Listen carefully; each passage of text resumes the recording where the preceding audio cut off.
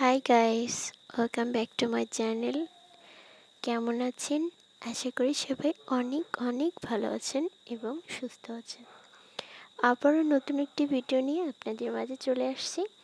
আজ একটি ভিন্ন ধরনের দৃশ্য ড্রয়িং করেছি। আজ আমি একটি প্রাকৃতিক দৃশ্য ড্রয়িং করেছি। খুব সহজে এবং কম সময়ের মধ্যে কীভাবে সুন্দর একটি প্রাকৃতিক দৃশ্য ড্রয়িং করা যায়, আজ আমি সেটি আপনাদের করে দেখাবো। আমি গোপাল ভাঁড় এবং রাজবৈদ্যকে নিয়ে একটি প্রাকৃতিক দৃশ্য ড্রয়িং করেছি। ফার্স্টে রাজবৈদ্যকে পেন্সিল স্কেচ করে নিব এবং পরে গোপাল ভাঁড়কে পেন্সিল স্কেচ করে নিব। পেন্সিল স্কেচ কমপ্লিট করার পর আমি কালার ড্রয়িং করে নিয়েছি।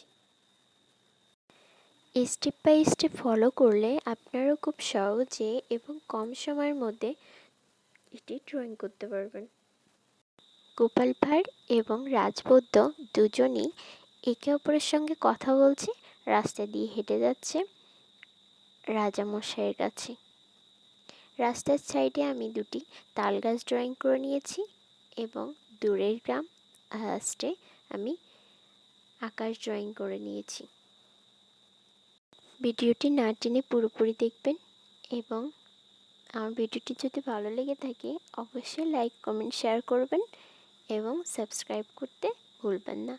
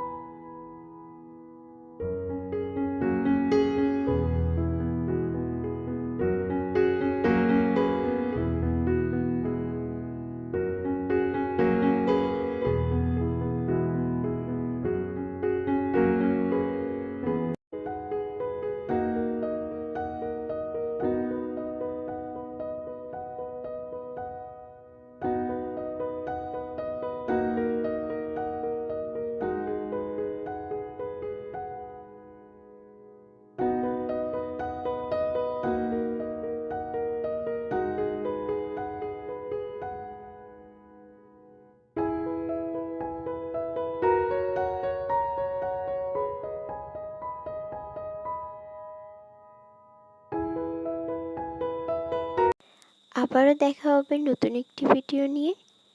ভালো থাকুন, সুস্থ থাকুন এবং অবশ্যই আমার চ্যানেলটিকে সাবস্ক্রাইব করে রাখুন।